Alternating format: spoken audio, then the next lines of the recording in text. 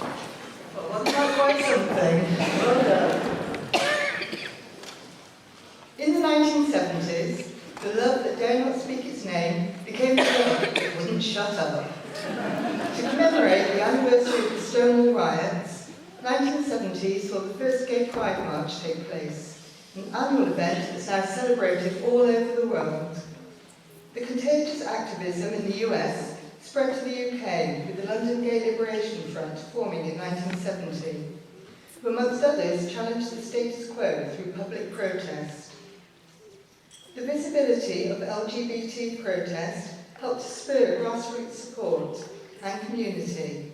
The 70s saw the establishment of the first gay newspaper in Gay News, the London Gay Switchboard and our own Bristol Gay Switchboard, and also the commissioning of Gay Life, the first gay TV series. The increasing awareness of women's sexuality throughout the 60s and 70s led to the emergence of lesbianism as a political concept, with the group invading the Women's Liberation Conference platform in 1971, demanding recognition. Against a heady backdrop of disco and funk, the LGBT community had its feet under the table and was starting to make change. The 80s saw some early victories. Decriminalisation finally extended to Scotland and Northern Ireland, and Britain had its first out gay MP. However, the shadow cast over the 80s by HIV and AIDS was something that would change the LGBT community forever.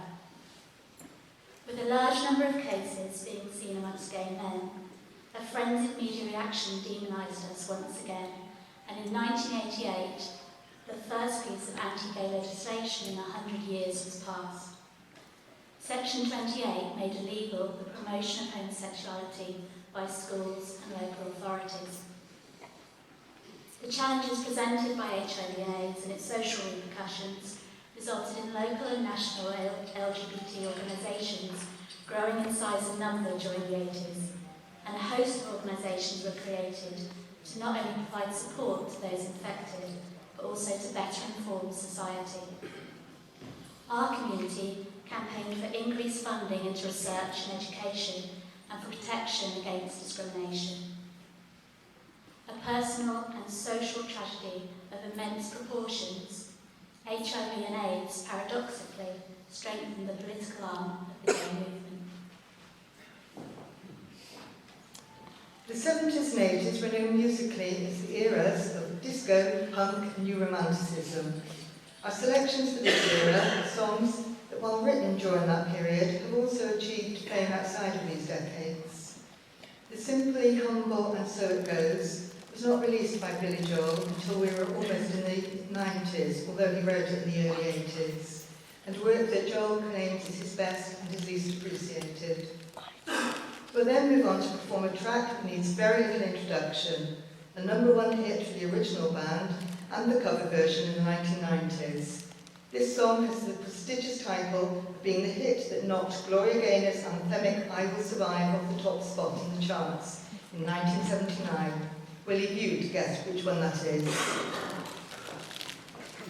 And then we'll be ending our first half with another track that was both a success in the 70s and the 90s. Written by Barry Manilow and Adrian Anderson, the 1976 Donna Summer version made it to #3 in the US dance chart. Exactly the same chart position as the boy band that made it massive in the UK. Could that be magic?